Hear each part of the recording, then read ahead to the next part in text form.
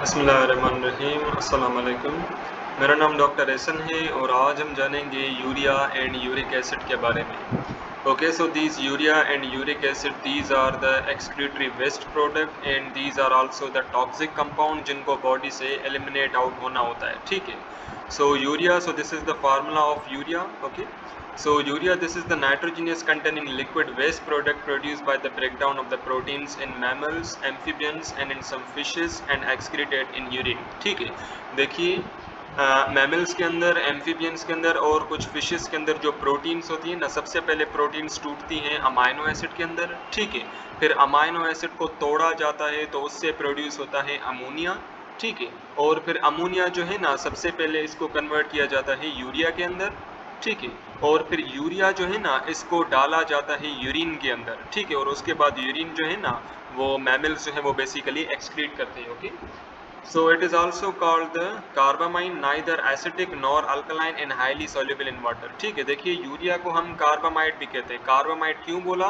Because urea ना तो ज़्यादा एसिडिक है ना तो ज़्यादा अल्कलाइन है। ठीक है, ये बेसिकली न्यूट्रल क्वांटिटी में आती है and this urea, this is highly soluble in water. ठीक है, आप इसको पानी में डालेंगे तो ये इजीली हल हो जाएगी। Okay, so the liver combines ammonia with carbon dioxide molecule to form some intermediate compounds and then produces urea in the urea cycle or ornithine cycle। ठीक है, देखिए दिस ornithine cycle, जिसे हम यूरिया साइकिल भी कहते हैं, इस urea cycle के अंदर बेसिकली यूरिया प्रोड्यूस होती है। ठीक है, देखिए ये बहुत ही लंबी साइकिल है जो मैंने एमबीबीएस में पढ़ी थी। सो बेसिकली अभी के लिए आप इतना समझ लें कि यूरिया साइकिल में क्या होता है कि सबसे पहले लिवर क्या करता है, अमोनिया को कंबाइन करवा देता है कार्बन डाइऑक्साइड के साथ। ठीक है, और उससे क्या बनते हैं, कुछ इंटरमीडिएटरी प्रोडक्ट्स बनते हैं। ठीक है, इंटरमीडिएटरी प्रोडक्ट्स जैसे कि सिट्रुलिन हो गया।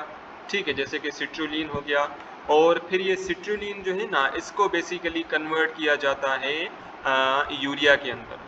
ठीक है, देखिए लिवर ने क्या किया, अमोनिया को कन्वर्ट किया कार्बन डाइऑक्साइड के अंदर, जिसकी वजह से क्या बने, कुछ इंटरमीडिएटी प्रोडक्ट्स बने। ठीक है, उन इंटरमीडिएटी प्रोडक्ट्स के अंदर सिट्रुलिन आ जाता है और भी काफ़ी सारे कंपाउंड आ जाते हैं, जैसे कि कार्बामाइड फॉस्फेट हो गया। ठीक है, सो फिर सिट्रुलिन जो है ना, इसको कन्वर्ट किया जाता है यूरिया के अंदर। ठीक है, देखिए सिट्रुलिन डायरेक्टली यूरिया के अंदर कन्वर्ट नहीं होगी। सिट्रुलिन जो है ना, ये बेसिकली मुख्तलिफ कंपाउंड्स के अंदर कन्वर्ट होती चली जाएगी और फिर अल्टीमेटली ये कन्वर्ट हो जाएगी यूरिया के अंदर। ठीक है, तो लिवर क्या करता है, अमोनिया को कार्बन डाइऑक्साइड के साथ कंबाइन कर देता है, जिसकी वजह से कुछ इंटरमीडिएटरी प्रोडक्ट्स बनते हैं। वो इंटरमीडिएटरी प्रोडक्ट्स जो है ना, उनकी ब्रेकडाउन से बनता है हमारे पास यूरिया। ठीक है, और ये यूरिया कहाँ पे बनता है, ये यूरिया बेसिकली ऑर्निथिन साइकिल के अंदर बनता है। ठीक है, और ये ऑर्निथिन साइकिल कहाँ पे परफॉर्म की जाती है, ये लिवर के अंदर परफॉर्म की जाती है। Okay, so animals which produces the urea as their waste product are called the यूरियोटैलिक्स। ठीक है, वो वाले एनिमल्स जो कि यूरिया को एक्सक्रीट करते हैं एज देयर वेस्ट प्रोडक्ट, तो उन एनिमल्स को हम कहते हैं ureotelic. Okay, so urea is not only a wasteful product in our body but also play important role in the absorption of important ions in water in the kidney। ठीक है, देखिए सिर्फ ऐसा नहीं है कि यूरिया जो है सिर्फ और सिर्फ वेस्ट प्रोडक्ट है और ये हाईली टॉक्सिक है, नहीं, ऐसा नहीं होता। आल्दो ये वेस्ट प्रोडक्ट है, इसको बॉडी से एलिमिनेट आउट होना होता है, लेकिन इसके कुछ इंपॉर्टेंट रोल्स भी होते हैं हमारे बॉडी के अंदर। जैसे कि ये क्या करती है, हमारे किडनी से काफ़ी सारा पानी और काफ़ी सारे आयंस जो है ना, उनको एब्जॉर्ब करवाती है। ठीक है, सो पानी को और आयंस को ये एब्जॉर्ब भी करवाती है। Okay, so in the extra rating material urea is beneficial as a raw material. देखिए यूरिया जो है ना, ये सिर्फ वेस्ट प्रोडक्ट नहीं है, ये बेनिफिशियल भी है, बिकॉज इससे हम काफ़ी सारे फर्टिलाइजर्स बनाते हैं इन केमिकल इंडस्ट्री। ठीक है, केमिकल इंडस्ट्री के अंदर यूरिया को हम इस्तेमाल करते हैं और हम यूरिया से फर्टिलाइजर्स बनाते हैं। ठीक है, और फिर उन्हीं फर्टिलाइजर से हम प्लांट्स को ग्रो करवाते हैं। Okay, so in humans the blood nitrogen test is performed to check the renal function for the removal of urea and other nitrogenous waste। देखिए हमारे अंदर जो किडनी होती है ना, किडनी क्या करती है कि जो वेस्टफुल कंपाउंड्स होते हैं ना, जैसे कि यूरिया हो गया, क्रिएटिनिन हो गया, उसको क्या करती है, रिमूव करती है। जब हमारी किडनी खराब होगी, जब रीनल फेलियर हो जाएगा, देखिए रीनल यानी कि किडनी। ठीक है, रीनल जो लफ्ज़ है ना, ये किडनी के लिए इस्तेमाल किया जाता है। तो जब रीनल फेलियर हो जाएगा, यानी कि जब किडनी फेलियर हो जाएगा, तो जो टॉक्सिक वेस्टफुल कंपाउंड्स है ना, वो बॉडी से एलिमिनेट आउट होंगे नहीं। ठीक है, तो उसके लिए हम करवाते हैं ब्लड नाइट्रोजन टेस्ट। ठीक है, ब्लड नाइट्रोजन टेस्ट में हम क्या करते हैं कि हम ब्लड को लेते हैं। ठीक है, किसी बंदे से हमने कोई ब्लड लिया, ठीक है, और फिर हम उस ब्लड के अंदर चेक करते हैं कि भाई नाइट्रोजन कंटेनिंग कंपाउंड्स की क्वांटिटी कितनी है। अगर ज़्यादा क्वांटिटी होगी, हद से ज़्यादा क्वांटिटी होगी, तो इसका मतलब ये है कि किडनी ख़राब है और किडनी जो है ना वो सही से नाइट्रोजनस कंपाउंड को, टॉक्सिक नाइट्रोजनस कंपाउंड को एक्सक्रीट नहीं कर रही, ठीक है। सिमिलरली अगर नाइट्रोजनस कंपाउंड की जो क्वांटिटी है अगर नॉर्मल होगी ब्लड के अंदर, यानी कि ना बहुत ही ज़्यादा ना बहुत ही कम होगी, यानी कि नॉर्मल होगी, तो इसका मतलब है हमारी किडनी जो है ना वो सही काम कर रही है, ठीक है, बिकॉज वो क्या कर रही है कि नाइट्रोजनस कंपाउंड को एक्सक्रीट आउट कर रही है। Okay, so blood nitrogen test के थ्रू हमें रीनल फंक्शन यानी कि किडनी के फंक्शन के बारे में पता चलता है कि आया ये किडनी जो है सही से नाइट्रोजनस कंपाउंड को रिमूव कर भी रही है कि नहीं। Okay, now let's talk about the uric acid. So uric acid is also the nitrogenous compound and oxidative metabolic product of purine present in the nucleic acid, ठीक है। यूरिक एसिड क्या है? This is the nitrogenous waste compound, because इसके अंदर भी nitrogen पाया जाता है। और ये प्रोड्यूस कैसे होता है? बेसिकली हमारे न्यूक्लिक एसिड जो है ना, न्यूक्लिक एसिड के अंदर दो बेसिस पाए जाते हैं, प्यूरिन एंड द पायरिमिडीन्स, ठीक है, ये फर्स्ट ईयर के अंदर हमने पढ़ा था।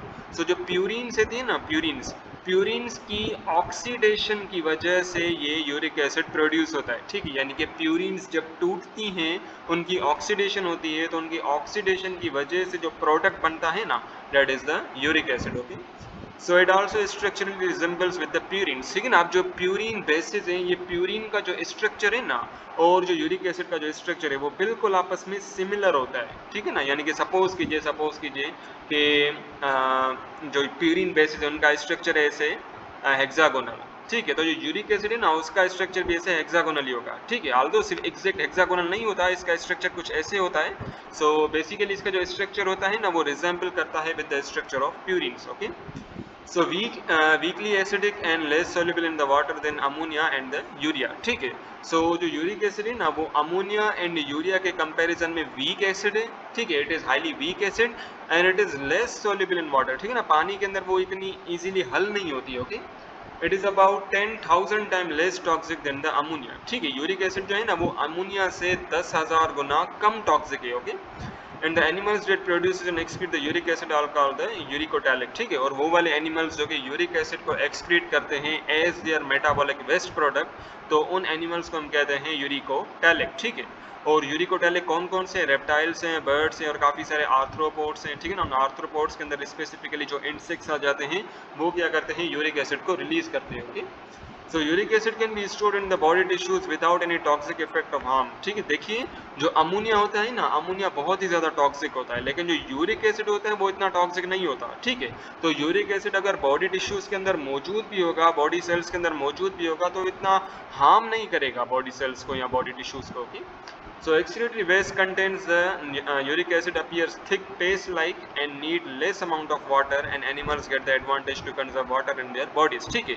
देखिए यूरिक एसिड कौन रिलीज करता है? काफ़ी सारे रेप्टाइल्स रिलीज करते हैं, ठीक है, काफ़ी सारे बर्ड्स रिलीज करते हैं, जैसे कि आप यहाँ पे देखें ये जो चिड़िया है ना, ये जो स्पैरो है, ये क्या करेगी? ये यूरिक एसिड को रिलीज करेगी, ठीक है।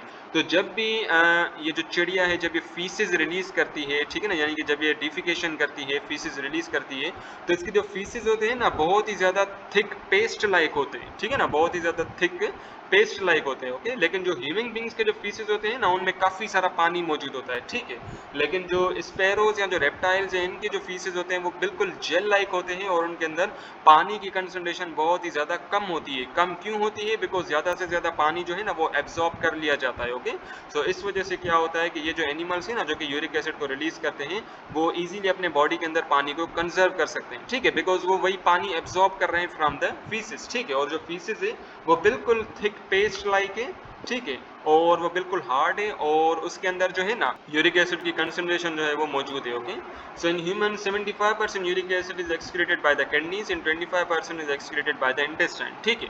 ह्यूमन बींग्स के अंदर जो 75% जो यूरिक एसिड है वो एक्सक्रीट होता है इन द किडनीज, ठीक है। किडनीज क्या करती है? हमारे बॉडी के अंदर जो 75% यूरिक एसिड है ना उसको एक्सक्रीट कर देती है इन द यूरिन, और जो 25% बच जाता है यूरिक एसिड हमारे बॉडी के अंदर, तो वो बेसिकली फीसिस के थ्रू हमारे इंटेस्टाइन के अंदर बेसिकली रिलीज हो जाता है, ठीक है। यानी कि हमारे इंटेस्टाइन के अंदर, लार्ज इंटेस्टाइन के अंदर फीसिस बनते हैं, ठीक है, और फिर वो फीसिस जो है ना उनके अंदर क्या होता है 25% रिमेनिंग यूरिक एसिड जो है ना वो मौजूद होता है, ठीक है। तो यहाँ पे पता गया है फिशेस जो हैं ये अमोनिया को एक्सक्रीट करती हैं as their excretory waste product. ये वाले जो मैमल्स, एम्फीबियंस, शार्क्स जो हैं एंड द बोनी फिशेस जो हैं ये क्या करती हैं, ये बेसिकली यूरिया को एक्सक्रीट करती हैं as their excretory waste product. और जो चिड़िया वगैरह जो हैं और जो कुछ रेप्टाइल्स हैं, इंसेक्ट्स हैं, ये क्या करते हैं, ये यूरिक एसिड को रिलीज करते हैं as their excretory waste product.